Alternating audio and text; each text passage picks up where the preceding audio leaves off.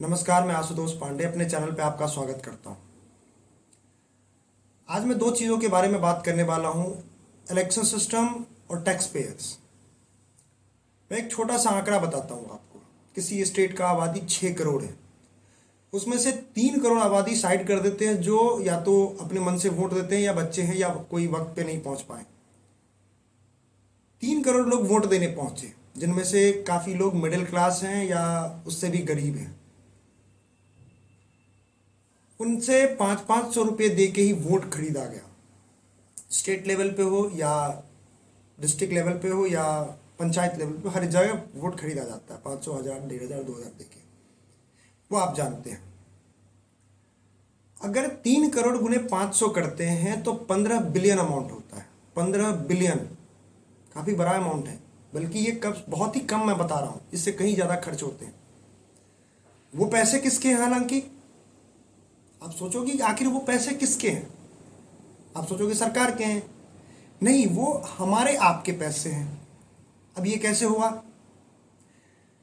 हम गवर्नमेंट को दो तरीके से पैसे देते हैं टैक्स के रूप में।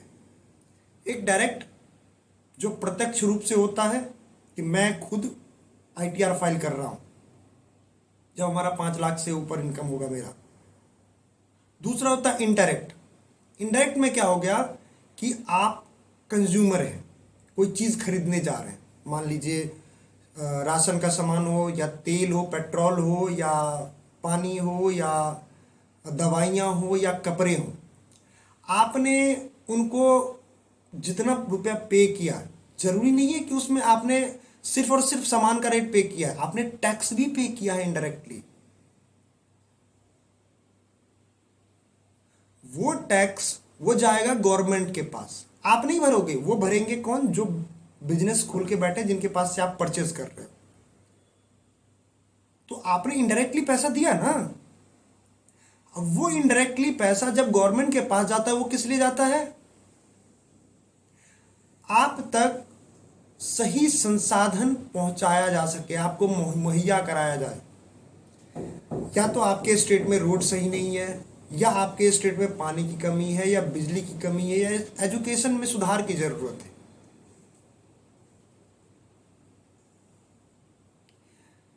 वो चीजें इसलिए नहीं पहुंच पाती क्योंकि वोट बैंकिंग जो होता है वो पैसे पे होता है।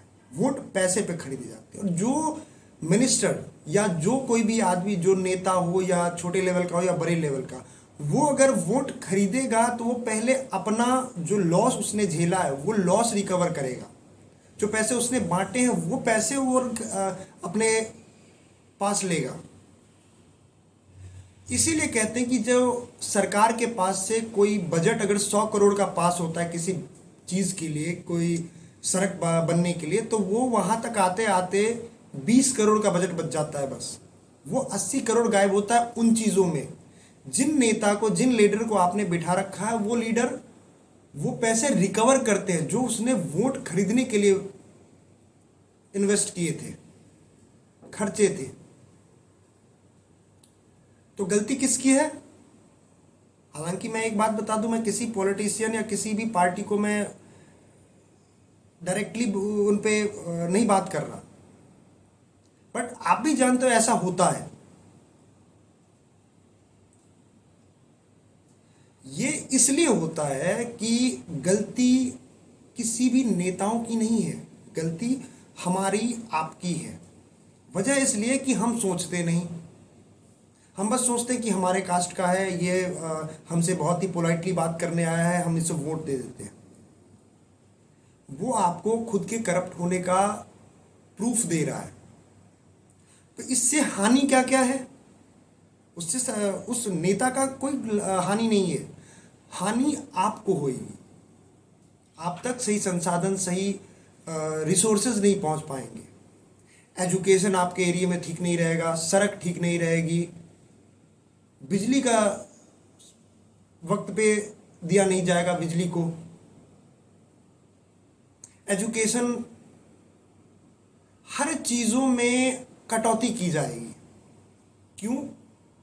वजह यही है क्योंकि हम जानना नहीं चाहते कि हमारे पैसे लगे कहाँ हैं, हमने टैक्स दिए हैं कि नहीं दिए हैं।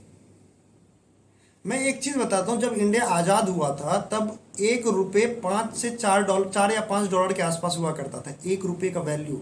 डॉलर उस टाइम छोटा था, रुपया बड़ा था। आज क्या हो गया है कि रुपया छोटा हो गया, डॉलर कहीं कहीं ज़्यादा आगे चला गया है। 1 डॉलर 80 से 85 रुपये के बराबर है। ये क्यों हुआ? इस वजह से हुआ। जब एक इतना बड़ा अमाउंट सिर्फ इलेक्शन में खर्च होते तो सोचिए वो देश के विकास के लिए अगर खर्च होते तो कहाँ होता। हम वर्ल्ड लेवल पे अगर बिजनेस कर रहे होते तो हम कितने प्रॉफिट में होते, हमारे देश की स्थिति क्या होती, जीडीपी कितना अच्छा होता, इनकम क्या होता हम लोगों का, बहुत ही अच्छा इनकम होता।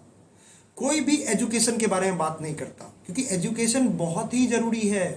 अगर आप बिजनेस करना चाहते हो, जॉब करना चाहते हो, या खुद को अपने आप को कहीं किसी के सामने रिप्रेजेंट कर रहे हो, रिप्रेजेंट मतलब अपने आप, जब आप इंटरव्यू देने जाते हैं तब खुद को आप सामने रख रहे होते कि अपने विचारों को रख रहे होते हैं, तभी जो इंटरव्यू लेने वाला है वो आपको सेलेक्ट करेगा।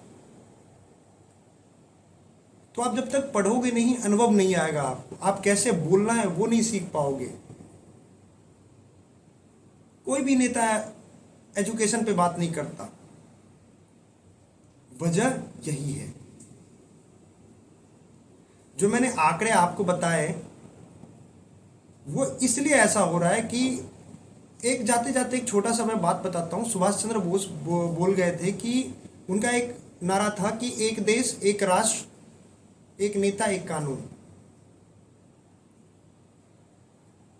वजह अगर आज वो होता तो आज हम भी कहीं और होते, हमारा स्थिति कुछ अलग होता। जो मैंने आपको बातें बताई कभी आप समझने की कोशिश कीजिएगा, हालांकि मैं कुछ गलत नहीं बता रहा। तो जब भी वोट देने जाए तो अपने समझ और सोच के हिसाब से वोट देने जाए कि कल हमारे आने वाले जो जनरेशन है वो कम से कम सही से रह पाए। नमस्कार, मिलते हैं अगले वीडियो में अगले टॉपिक के साथ।